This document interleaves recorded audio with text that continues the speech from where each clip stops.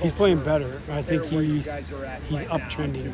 There's a couple things in the back end of the pocket with his base and just being a little more patient back there, not rushing himself into the rush. He's doing a better job of, and he's making a lot of plays. So yeah, I think he's really having a good camp. And the most important part is he's improving. You know, that's the good part about Demo is he doesn't feel like, oh, I've been here forever. This is what I do. This is how I play. He's looking for answers. When it doesn't go how he wants it to go, he's going to try to find a way to get there. Well, what's the plan for Giles Jackson this year? Yeah, so Giles injured his thumb, and so he's getting that checked right now. So it kind of depends on that. Okay. Yeah, because he does have another year left. So it's possible he'd use the red shirt? Yeah. I mean, I think we've got to be totally open to all options, right? I mean, I think we got a deep room, and if Giles isn't getting on the field or is injured, you'd love to get him back for another year because he's a fantastic player.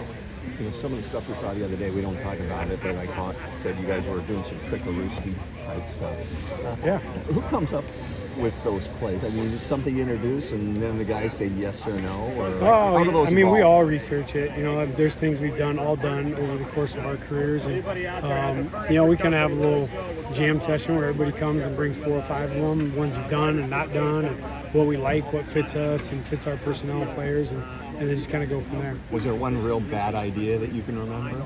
Ooh, you know, let me think about that. Yeah, I had a reverse in Fresno that I didn't look call, and it was a little rough. Jalen Cropper got me out of a mess there, so I appreciate Crop. You guys have talked about Denzel a lot, but yeah.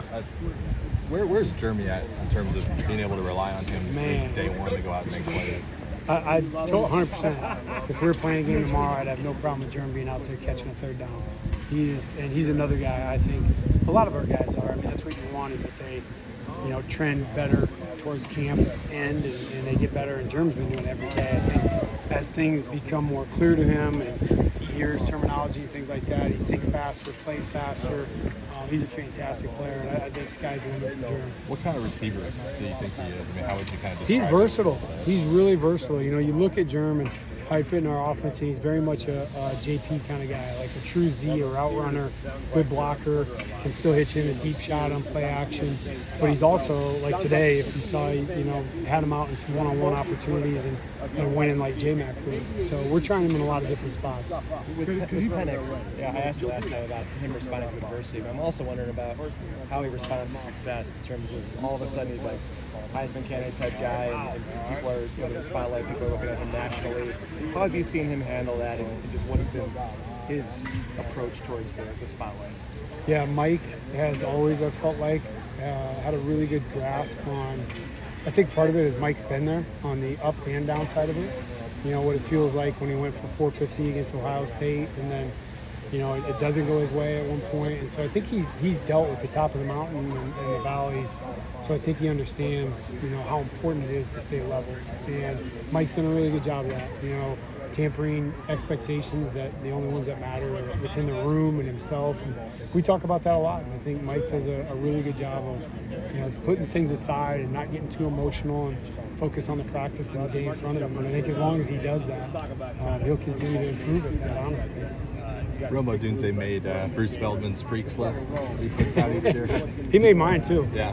If you had to identify a couple other guys, maybe not just offense, but guys you see out on this field who you think kind of fit that athletic freak profile. Trice, I think he's a freak. I wish he'd just take practice off sometimes.